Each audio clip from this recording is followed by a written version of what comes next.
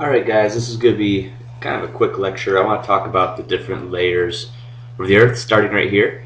What you've typically known as the crust, mantle, and the core, but we're going to break it up into more specifics. So we have the four basics: crust, mantle, outer core, and inner core.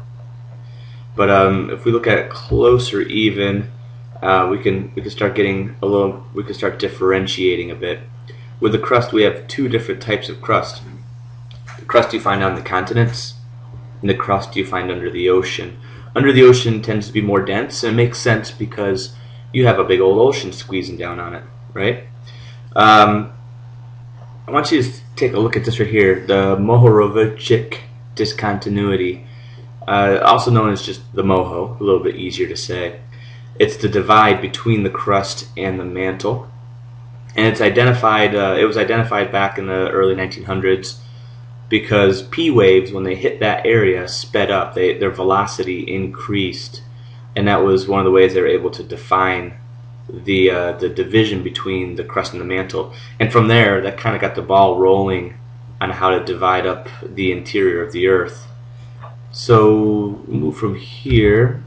I want to talk about now the mantle, the thickest part of the Earth, and I want to break the mantle up into smaller pieces actually, and this is going to be important in the next lecture even more so.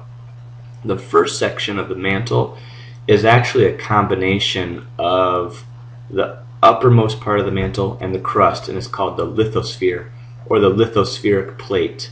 In plate tectonics, the lithosphere is the plate. Alright, so these are the parts of the Earth's surface that move. It's not just the crust moving, it's the crust and the upper mantle that move together. Right below that is a part of the mantle called the asthenosphere. And this is important because this is a part of the mantle that, even though it's a solid, it flows. It flows very slowly, and essentially it is the stuff that the lithospheric plate floats on top of. We're going to talk more detail about both of these in class and in the next lecture, but I just want you to be aware that we can divide them up like that. And then below the asthenosphere is referred to as just the lower mantle or the stiffer mantle. It doesn't have that ability to flow. And from there, I'd like to actually just kind of show you a picture of the lithosphere and the asthenosphere in action. So the lithosphere here in blue, and of course this part of the crust would be involved in it. That's the actual plate that's moving.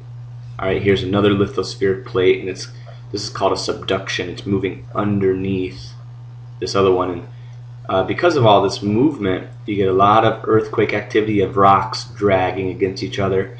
As it shifts underneath, it can begin to melt that asthenosphere, and that becomes the magma that you see coming out of volcanoes along coastlines. And again, we're going to talk about all of this in more detail. But when we talk about the activity of the Earth, earthquakes, lava flow, all these pieces, we're really focusing on the lithosphere and the asthenosphere. Alright, the core can be broken up into the outer core and the inner core. And this is where we use the S&P wave shadow zones to identify where these locations are at. You can see from these pictures just how that's done. And the interesting thing here too is, remember the last lecture I told you S waves can only move through solid, whereas P waves can move through solids and liquids?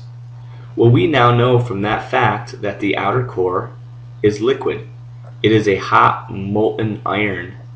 And we know this because P waves move through it, as you can see here on the left, whereas S waves, when they hit the outer core, they do not move through it, therefore proving that the outer core is a liquid. Alright, so outer core is liquid iron. It has some nickel in there, but it's about 80% iron. The inner core is solid iron and nickel.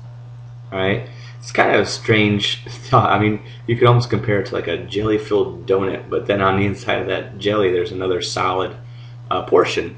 Keep in mind that we separate both solids and liquids and even gases by their density. So you can have a liquid floating in between two solids. And that makes up about 1/3 of the Earth's total crust, both the outer core and the inner core. And it's about where I want to end. I just want to talk about a few other details that probably you guys knew already. And here they are. When you go from the surface of the Earth towards the center, you have a couple of things that change. As you increase your depth, you also increase the density.